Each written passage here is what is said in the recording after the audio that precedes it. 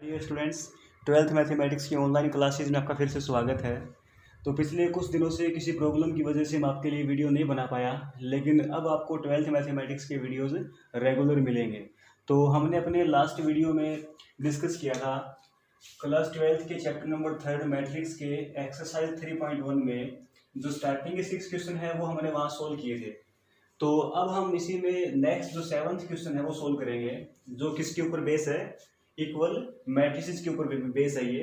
और इसी क्वेश्चन की तरह आपका क्वेश्चन नंबर जो 8th है, इसका 9th है और 10th है, वो सेम इसी तरह है, जहां आपको मिसिंग वैल्यू फाइंड करनी है। सेम यही आपका प्रोसेस रहेगा। तो आप ये तीनों क्वेश्चन ट्राई करना। अगर आपसे ये नहीं होते हैं तो मुझे आप कमेंट बॉक्स में जरूर कमेंट करके बताइएगा, और नेक्स्ट वीडियो में मैं आपकी ये प्रॉब्लम सोल्व करवा दूंगा मैं। तो यहाँ देखिए 7th क्वेश्चन में हमें क्या दिया हुआ है, ये अपनी फर्स्ट मैट्रिक्स है और जो इक्वल है सेकंड मैट्रिक्स के। तो फर्स्ट मैट्रिक्स में एलिमेंट्स कौन कौन से हैं, a + b 2 7 ab -3 4, और यहाँ है 6 2 7 8 -3 4। और हमें गिवन है कि दोनों जो ये मैट्रिक्स हो क्या है, इक्वल है। तो हम क्या करेंगे, इनके जो कॉरस्पॉन्डिंग एलिमेंट्स हैं उनको हम क्या करवाएंगे, कंपेयर करवाएंगे। तो कंपेयर वही एलिमेंट करवाएंगे जहां हमारी मिसिंग वैल्यूज हैं। तो देखिए ये जो फर्स्ट एलिमेंट है a + b, ये किसके इक्वल हो जाएगा, यहाँ फर्स्ट एलिमेंट के। तो यहाँ से क्या हुआ, a + b = क्या आ जाएगा, 6 आ जाएगा, जो अपनी क्या होगी, फर्स्ट इक्वेशन बन गई है। और ऐसे ही यहाँ क्या है, ab है, इसके कोरस्पॉन्डिंग एलिमेंट कौन सा है, 8 है। तो ये क्या हो जाएगा, ab = 8 हो जाएगा, और ये अपनी इक्वेशन नंबर 2 आ जाएगी। अब हमें इन दोनों इक्वेशन को सोल्व करके हमें a और b की वैल्यू फाइंड करनी है। तो देखिए हम कैसे करेंगे। तो फ्रॉम इक्वेशन फर्स्ट, जो ये हमारी फर्स्ट इक्वेशन है, यहाँ से हम a की वैल्यू निकाल लेते हैं यहाँ से। तो a की वैल्यू क्या आएगी, इस b को उधर लेके जाइए आप, तो a की वैल्यू आ जाएगी 6 - b। और ये जो वैल्यू आई है ये हम कहाँ पुट करेंगे, इक्वेशन नंबर 2 में, जो अपनी क्या है, ab = 8 है। तो हमने यहाँ a की जगह वैल्यू रखना है 6 - b, तो मैंने यहाँ रखा 6 - b, बाहर क्या आएगा, b = क्या है, 8। तो यहाँ से b का इंटू करवा दीजिए, 6 को b से किया 6b आ जाएगा, -b को b से किया b² आ जाएगा, = क्या है, 8 है। अब हम ये दोनों वैल्यू इक्वल से वहां लेकर जाएंगे, तो माइनस का b² यहाँ जाकर प्लस का हो जाएगा, और 6b यहाँ जाकर माइनस का हो जाएगा, प्लस में 8 = क्या रहेगा, 0। अब हमें यहाँ इसके फैक्टर करने हैं हमें। तो फैक्टर करने के लिए हमें ऐसे दो नंबर चाहिए जिनका मल्टीप्लाई करवाते हैं तो प्लस का 8 आ जाए, और उनको ऐड या माइनस करें माइनस का 6 आ जाए। तो यहाँ अपने पास नंबर कौन कौन से हो जाएंगे, 4, माइनस का 4 एंड माइनस का 2, क्योंकि माइनस का 4 -2 से मल्टीप्लाई किया 8 आ जाएगा, -4 -2 को हम ऐड करते हैं माइनस का 6 आ जाएगा। अब ये दोनों जो फैक्टर है ये इक्वल टू 0 है, तो हम क्या करेंगे, पहले b - 4 = 0 रखते हैं, इसके बाद b - 2 = 0 रखते हैं। तो यहाँ से b की वैल्यू क्या आ जाएगी, 4 आ जाएगी, और यहाँ से b की वैल्यू क्या आ जाएगी, 2 आ जाएगी। तो अब अपने पास में b की वैल्यू आ चुकी है 4 एंड 2। अब a की वैल्यू निकालने के लिए पहले क्या करते हैं, जो b = 4 है वो इक्वेशन नंबर फर्स्ट के अंदर यहाँ पुट करते हैं b की वैल्यू। ये क्या बन जाएगा, ये a + 4, b की जगह 4 आ जाएगा, = 6। यहाँ से a की वैल्यू क्या आ जाएगी, 2 आ जाएगी।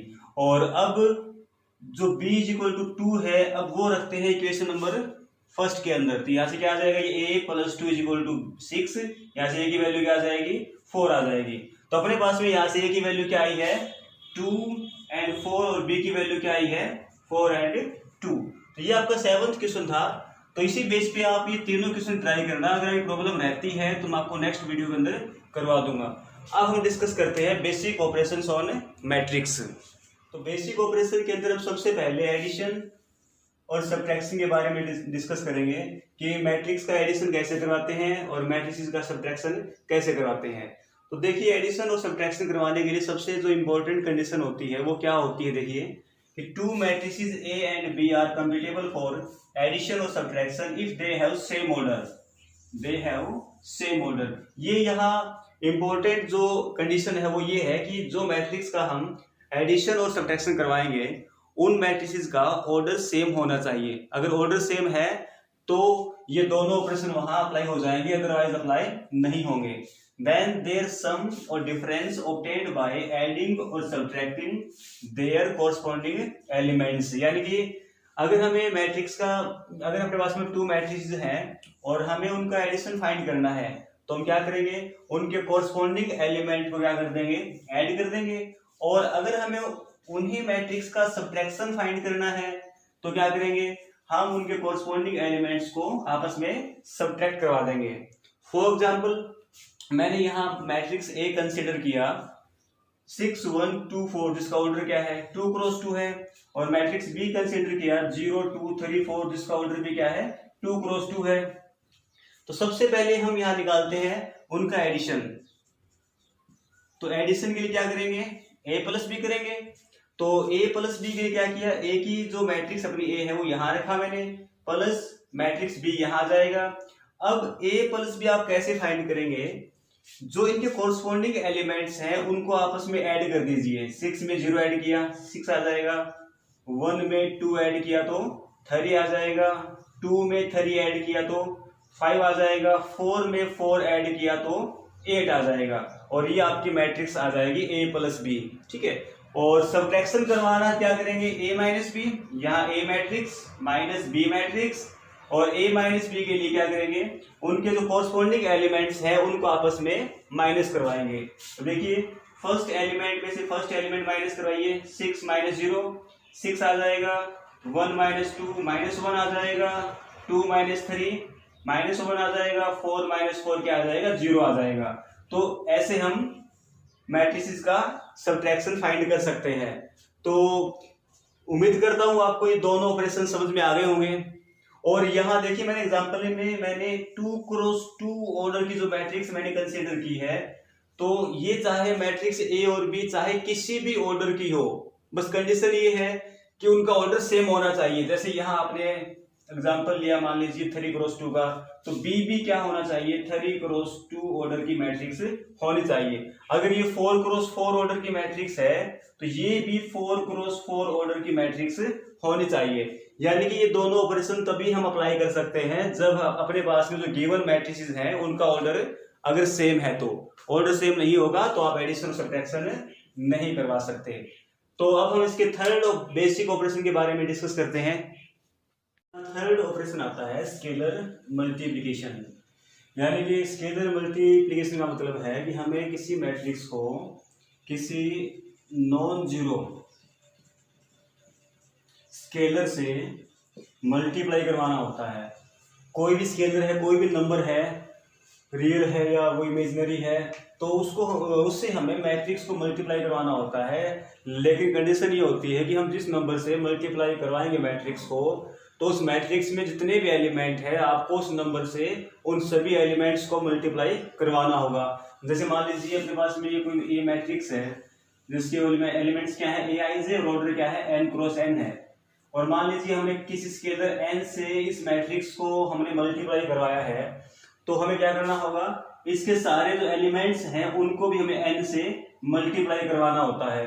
फॉर एग्जांपल मान लीजिए मैंने यहाँ मैट्रिक्स ए कंसीडर किया 2 1 0 3 4 2, यहाँ इस मैट्रिक्स का ऑर्डर क्या है 2 क्रॉस 3। और मान लीजिए मुझे वैल्यू निकालनी है 4a की, तो ये यहाँ 4 क्या है, ये एक स्केलर है। तो 4 मैंने देखो मैट्रिक्स को 4 से मल्टीप्लाई करवाया है, तो इसके जो एलिमेंट्स है इसको भी मुझे क्या करवाना होगा 4 से मल्टीप्लाई करवाना होगा। तो 4 से सभी एलिमेंट्स को मल्टीप्लाई करवाएंगे, क्या वैल्यू आएगी 4 इंटू 2 8 4 0 12 16 एंड 8। ये अपने पास किसकी वैल्यू आ जाएगी 4a की वैल्यू आ जाएगी ये। तो देखिए यही होता है आपका नॉर्मल सा स्केलर मल्टीप्लिकेशन। यानी कि इसका मीनिंग ये हो गया कि जब हम किसी भी मैट्रिक्स को किसी नॉन जीरो स्केलर से मल्टीप्लाई करवाते हैं तो आपको उस मैट्रिक्स के जितने भी एलिमेंट्स हैं उन सब को उस नंबर से या उस स्केलर से मल्टीप्लाई करवाना होगा। फॉर एग्जाम्पल मैंने आपको बताया भी है कि मैट्रिक्स ए हमें मान लीजिए दिया हुआ है, हमें वैल्यू निकालनी है 4a की, तो हम क्या करेंगे इसके ये जितने भी एलिमेंट हैं उन सभी को 4 से मल्टीप्लाई करवाकर लिखेंगे। 4a निकाल लीजिए, 2a निकाल लीजिए, 3a निकाल लीजिए, na निकाल लीजिए, आपकी मर्जी है। आप किसी भी स्केलर से मैट्रिक्स को मल्टीप्लाई करवाएंगे तो उस मैट्रिक्स के जितने भी एलिमेंट्स हैं उन सभी को आपको उस स्केलर से मल्टीप्लाई करवाना होगा। और अगर आपने कोई भी अगर एक एलिमेंट आपने छोड़ दिया तो आपका जो स्केलर मल्टीप्लिकेशन क्या हो जाएगा, रॉन्ग हो जाएगा वो। अब हम फोर्थ ऑपरेशन आता है मल्टीप्लिकेशन, यानी कि मल्टीप्लिकेशन ऑफ टू मैट्रिसेस। तो स्टूडेंट्स ये जो टॉपिक है या ये ऑपरेशन है ये मोस्ट इंपॉर्टेंट है। इसमें एग्जाम में मोस्टली जो क्वेश्चन है वो इस टॉपिक में से आपके आ जाता है ये, तो इसलिए आप इस टॉपिक को अच्छे से देखिए और इसको समझिए आप। तो देखिए मल्टीप्लिकेशन के लिए जो कंडीशन होती है वो क्या होती है, देखिए कि let two matrices A and B are compatible for multiplication if number of columns in matrix A is equal to number of rows in matrix B। इस बात को आप फिर से समझिए आप कि अगर अपने पास में मैट्रिक्स A एंड B कोई दो मैट्रिक्स है तो उनका मल्टीप्लाई तभी होगा यदि number of columns in matrix A, यानी कि जो अपनी फर्स्ट मैट्रिक्स है उसके अंदर जो नंबर ऑफ कॉलम्स हैं is equal to number of rows in matrix B, यानी ये जो मैट्रिक्स बी है इसके अंदर जो रो है उसके इक्वल होने चाहिए, तभी उनका मल्टीप्लिकेशन होगा, अदरवाइज नहीं होगा।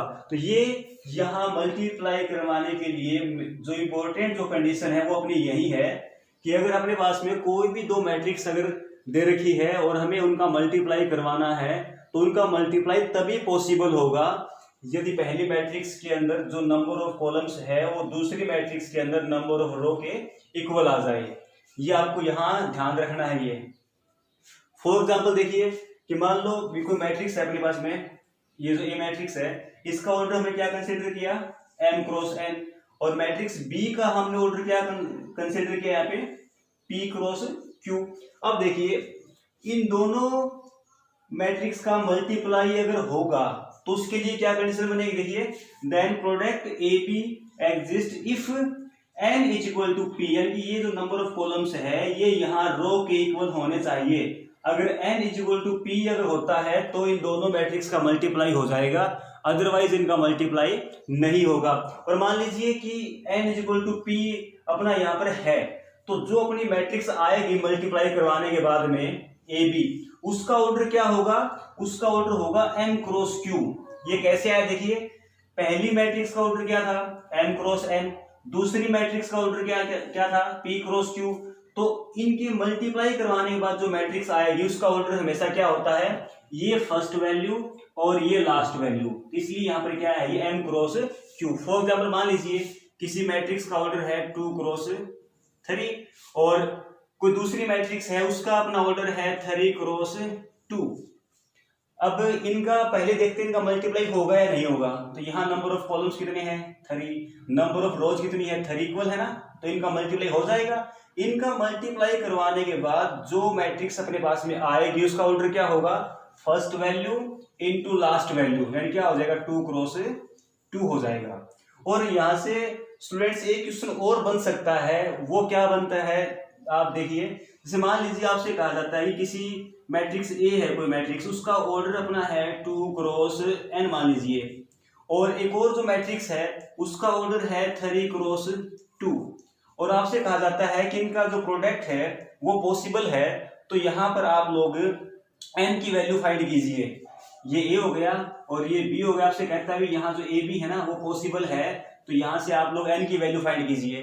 तो हम जानते हैं कि अगर AB अपना अगर ये निकलता है तो यहाँ पे क्या कंडीशन होती है, नंबर ऑफ कॉलम्स इक्वल होते हैं नंबर ऑफ रो के, यहाँ से n की वैल्यू क्या आ जाएगी 3 आ जाएगी। ये तो यहाँ से क्वेश्चन ऐसा बन सकता है ये, तो आपको ये समझ में आना चाहिए कि अगर अपने पास में ऑर्डर के अंदर कोई भी वैल्यू मिसिंग है, या तो मिसिंग वैल्यू आपको ये मिलेगी और या फिर आपको मिसिंग वैल्यू ये मिल सकती है ये, तो यहाँ से हम वैल्यू इजिली निकाल सकते हैं। तो देखिए यहाँ मल्टीप्लिकेशन में आपको बस केवल एक कंडीशन याद रखनी है कि जो मल्टीप्लिकेशन है मैट्रिक्स का वो तभी पॉसिबल है if number of columns in first matrix, या आप A बोल दीजिए, या first matrix is equal to number of rows in second matrix. यानी दो मैट्रिक्स आपको गिवन है तो पहले वाले में जितने कॉलम है उतनी ही रो सेकंड मैट्रिक्स में होनी चाहिए। अब ये मल्टीप्लाई करवाते कैसे हैं वो मैं आपको अभी एग्जांपल की हेल्प से आपको मैं ये सारा करवाता हूँ क्लियर, वो ध्यान से देखिए आप। तो देखिए यहाँ हम मल्टीप्लाई के लिए एग्जांपल कंसीडर करते हैं कि मैंने यहाँ मैट्रिक्स ए कंसीडर किया 2 3 4 1 जिसका ऑर्डर क्या है 2 क्रॉस 2, और मैट्रिक्स बी मैंने कंसीडर किया 1 2 3 1 जिसका ऑर्डर क्या है 2 क्रॉस 2 है। तो सबसे पहले अगर हम कंडीशन की बात करते हैं कि प्रोडक्ट ए बी के लिए कंडीशन क्या होती है, वो क्या होती है कि फर्स्ट मैट्रिक्स में नंबर ऑफ कॉलम्स इक्वल होने चाहिए सेकंड मैट्रिक्स में नंबर ऑफ रोज के। तो यहाँ 2 = 2 है तो इनका मल्टीप्लाई हो जाएगा। और अब बात करते हैं कि मल्टीप्लाई करवाने के बाद में जो अपना प्रोडक्ट आता है ए बी, उसका ऑर्डर क्या होगा। मैंने आपको बताया था अभी, फर्स्ट वैल्यू इनटू में लास्ट वैल्यू, तो क्या आ जाएगा इसका ऑर्डर 2 क्रॉस 2 आ जाएगा। तो मैं उम्मीद करता हूं आपको कंडीशन चेक करना और ऑर्डर फाइंड करना आपको ये समझ में आ गया होगा। अब हम मैट्रिक्स का मल्टीप्लाई कैसे करवाते हैं वो समझते हैं, और ये थोड़ा सा कॉम्प्लिकेट है और समझने वाला टॉपिक है ये, तो आप इसको ध्यान से देखिए और इसको समझिए आप। और अगर आपको फिर भी ये समझ में नहीं आएगा ये, तो मुझे आप इस वीडियो के कमेंट बॉक्स में मुझे बता दीजिए, मैं आपको फिर से नेक्स्ट वीडियो में ये आपको मैं क्लियर करवा दूंगा भैया। तो देखिए कैसे मल्टीप्लाई करवाते हैं ए बी। पहले मैंने लिखा यहाँ पे मैट्रिक्स ए, यहाँ लिखा मैंने मैट्रिक्स बी। अब मल्टीप्लाई करवाने के लिए सबसे पहले मैट्रिक्स ए में फर्स्ट रो को लेकर चलना होता है, फर्स्ट रो इनटू करना होता है first column, first row into first column. तो यहाँ भी कितने एलिमेंट है 2, यहाँ भी कितने एलिमेंट है 2, तो हम इनकी कोरस्पॉन्डिंग एलिमेंट्स के साथ में मल्टीप्लाई करवाएंगे। कोरस्पॉन्डिंग एलिमेंट्स मेरे कहने का मतलब ये है कि यहाँ जो फर्स्ट एलिमेंट है उसकी फर्स्ट के साथ मल्टीप्लाई और सेकंड की सेकंड के साथ मल्टीप्लाई। तो 2 × 1 क्या कितना आ जाएगा 2। फिर आपको लिखना है प्लस 3 × 3, मतलब सेकंड एलिमेंट इंटू में सेकंड एलिमेंट कितना आ जाएगा 9 आ जाएगा। अब हमने first row into first column हमने करवा दिया, अब करवाएंगे first row into second column. तो वही 2 × 2 कितना आएगा 4, प्लस 3 × 1 कितना आ जाएगा 3। अब देखिए फर्स्ट रो फर्स्ट कॉलम भी हो गया, फर्स्ट रो सेकंड कॉलम भी हो गया। अब आगे थर्ड कॉलम है नहीं, तो हम क्या करेंगे, हम अब जाएंगे सेकंड रो पे। ये सेकंड रो है, वही सेम प्रोसेस करना आपको। ये second row first column, first value into ये फर्स्ट वैल्यू, 4 × 1 कितना आ जाएगा 4 आ जाएगा, प्लस का सिंबल 1 × 3 कितना आ जाएगा 3 आ जाएगा। अब first row sorry second row first column हमने करवा दिया, अब सेकंड रो सेकंड कॉलम का मल्टीप्लाई करवाएंगे। 4 × 2 कितना हो गया 8, प्लस 1 × 1 कितना हो गया 1। अब अगर आपको एक यहाँ एक बात नोट की जाए कि जैसे मैंने यहाँ हर जगह प्लस का सिंबल लगाया है, अगर यहाँ वो वैल्यू माइनस की होती, मान लीजिए माइनस का है ये, तो यहाँ देखिए 2 × -1 कितना आएगा -2, यानी वो वैल्यू पे डिपेंड करेगा। अगर प्लस की है तो प्लस के आ जाएंगे, और अगर उनका मल्टीप्लाई माइनस का आता है तो वो माइनस का आ जाएगा। अब इनको आप ऐड करवा कर यहाँ पर लिख दीजिए 2 9 11 7 7 और 9, और यहाँ ऑर्डर क्या आएगा 2 × 2। ये आपका आ गया प्रोडक्ट ए बी। तो ऐसे आपको मल्टीप्लाई करवाना होता है मैट्रिक्स का। मैं आपको फिर से एक बार रिवाइज करवा दूं ये कि आप मल्टीप्लाई कैसे करवाएंगे। देखिए सबसे पहले क्या करना होता है, सबसे पहले first row into first column, ठीक है ना, first row into first column, पहला तुम्हारा काम होता है ये। इनका मल्टीप्लाई करवाओगे आप, फिर क्या करोगे first row into second column, जो तुम्हारा एलिमेंट इधर बनेगा ये। इसके बाद अगर आगे कॉलम है तो वैल्यू यहां आ जाएगी, नहीं है तो कहां जाएंगे सेकंड रो पे। उसके बाद तुम क्या करोगे सेकंड रो इनटू क्या करना है फर्स्ट कॉलम, फर्स्ट कॉलम। फिर क्या करेंगे second row second column, second row into second column, ठीक है ना। तो आपको ऐसे देखिए इन एलिमेंट्स का 2 × 1 2 आ गया, 3 × 3 9 आ गया, 2 × 2 4 आ गया, 3 × 1 3 आ गया, 4 × 1 4 आ गया, 1 × 3 3 आ गया, 4 2 8 1 1 1 को ऐड करवा के लिख देंगे, हमारा आंसर आ जाएगा ये। तो उम्मीद करता हूं आपको एग्जाम्पल समझ में आ गया होगा ये। और फिर भी थोड़ा और अच्छे से क्लियर करने के लिए हम एक और एग्जाम्पल कंसिडर करते हैं। इसमें आपको थोड़ा अगर कुछ समझ में अगर नहीं भी आया है तो आप जो हम अभी एग्जाम्पल कंसिडर करेंगे या जिस पे डिस्कस करेंगे उसको आप ढंग से अच्छे से आप समझना और उम्मीद करता हूँ आपको मल्टीप्लिकेशन का जो टॉपिक है वो आपको अच्छे से क्लियर हो जाएगा। अब देखिए यहाँ हम सेकंड एग्जांपल कंसीडर करते हैं। तो मैंने यहाँ मैट्रिक्स ए कंसीडर किया 2 4 1 1 3 -1, तो यहाँ इसका ऑर्डर क्या हो जाएगा 2 क्रॉस 3। और मैट्रिक्स बी मैंने कंसीडर किया 2 4 1 1 3 2, ऑर्डर क्या हो जाएगा 3 क्रॉस 2।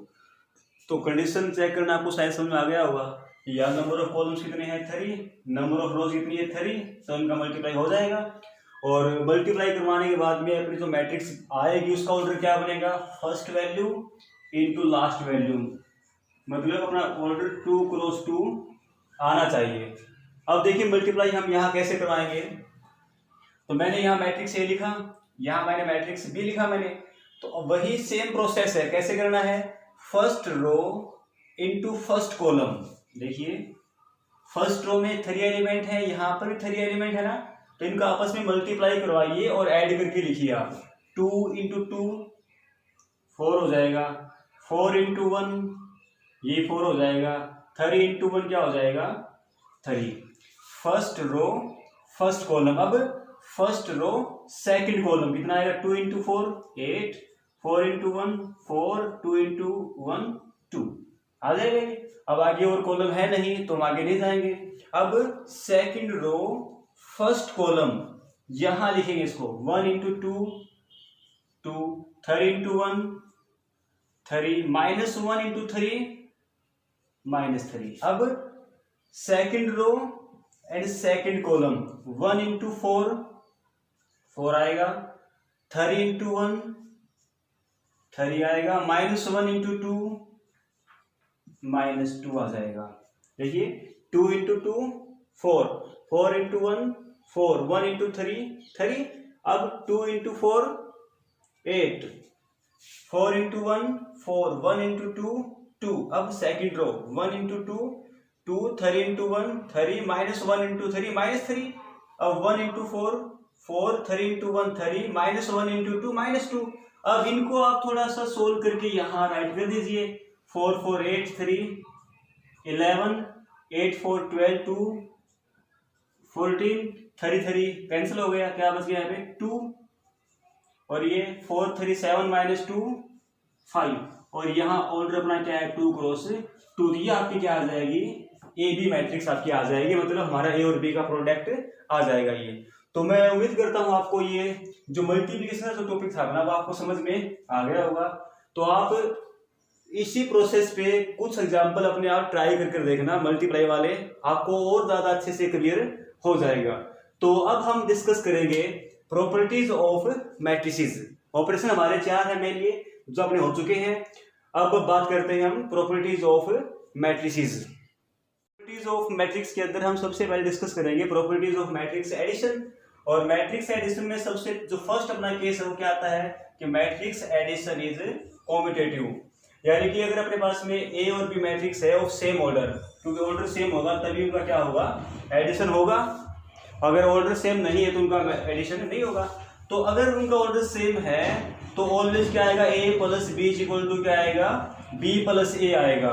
और इसका मतलब अपना ये होता है ना कि a में हम b को ऐड करेंगे, यहाँ क्या किया b को a में ऐड किया, बात तो तुम्हारी इक्वल है ना, ये दोनों तरफ a में b ऐड कर लो या फिर b में a ऐड कर लो। तो इसलिए मैट्रिक्स एडिशन क्या होता है कॉम्यूटेटिव होता है। और कॉम्यूटेटिव में हमें 2 ही मैट्रिक्स यूज करनी होती है, ए बी हो चाहे सी डी हो कोई भी हो, हम 2 मैट्रिक्स ही कंसीडर करते हैं। सेकंड केस क्या आता है मैट्रिक्स एडिशन इज एसोसिएटिव। तो मैट्रिक्स जो एडिशन क्या होता है वो एसोसिएटिव होता है। और एसोसिएटिव के अंदर हमें 3 मैट्रिक्स यूज करनी होती है। देखिए कि let A B and C are 3 matrices of same order, then always क्या होगा a + b bracket plus c = a + bracket b + c bracket close. यानी कि यहाँ हमने क्या किया a और b को ऐड करवाएंगे, उसके उनका जो रिजल्ट आएगा वहां c ऐड करेंगे, और यहाँ पहले b और c को ऐड करवाएंगे, इनका जो रिजल्ट आएगा उसके अंदर क्या करेंगे a ऐड करेंगे। और नॉर्मल से आपको देखो दिख रहा है ये वैल्यू हमेशा इसकी इक्वल आएगी है, क्योंकि यहाँ भी हमने एडिशन करवाया है और इनके रिजल्ट में हमने इसको ऐड किया, और यहाँ पर भी हमने क्या किया है b और c को ऐड किया, इनका जो रिजल्ट आएगा उसमें a को ऐड करेंगे, और दोनों तरफ ये साइड क्या होगी हमेशा इक्वल होगी ये। इसलिए मैट्रिक्स एडिशन क्या होता है कॉम्यूटेटिव भी होता है और ये एसोसिएटिव भी होता है। अब बात करते हैं इसकी थर्ड प्रॉपर्टी की। थर्ड प्रॉपर्टी आती है एडिशन के अंदर, एडिटिव आइडेंटिटी। अब इसका मीनिंग क्या होता है? इसका मीनिंग ये होता है कि हम किसी वैल्यू के अंदर क्या ऐड करें कि उसका जो रिजल्ट है वो चेंज ना हो। जैसे 7 है, 7 के अंदर हम क्या ऐड करें यहाँ कि इसका आंसर 7 ही आ जाए? क्या ऐड करेंगे? 0 ऐड करेंगे। तो 0 क्या हो गया यहाँ पे? एडिटिव आइडेंटिटी हो गया। लेकिन मैट्रिक्स वाला केस में क्या होता है? मैट्रिक्स में नंबर तो हमें ऐड करने होते नहीं है, हमें क्या ऐड करना होता है? मैट्रिक्स। यानी कि एडिटिव आइडेंटिटी क्या हो गया? लेट ए एंड ओ क्या है? Null matrix, are two matrices of same order, then always क्या होगा? देखिए अगर मैट्रिक्स ए में अगर हम 0 मैट्रिक्स ऐड करेंगे तो रिजल्ट चेंज नहीं होगा। क्या आएगा? ए आएगा। या फिर 0 मैट्रिक्स में आप ए ऐड करेंगे तो भी क्या आएगा? ए आएगा। इसलिए यहाँ पर ये जो 0 मैट्रिक्स है या नल मैट्रिक्स है उसे क्या बोलते हैं? एडिटिव आइडेंटिटी बोलते हैं। तो आपको शायद ये समझ में आ गया होगा कि एडिटिव आइडेंटिटी कौन होती है?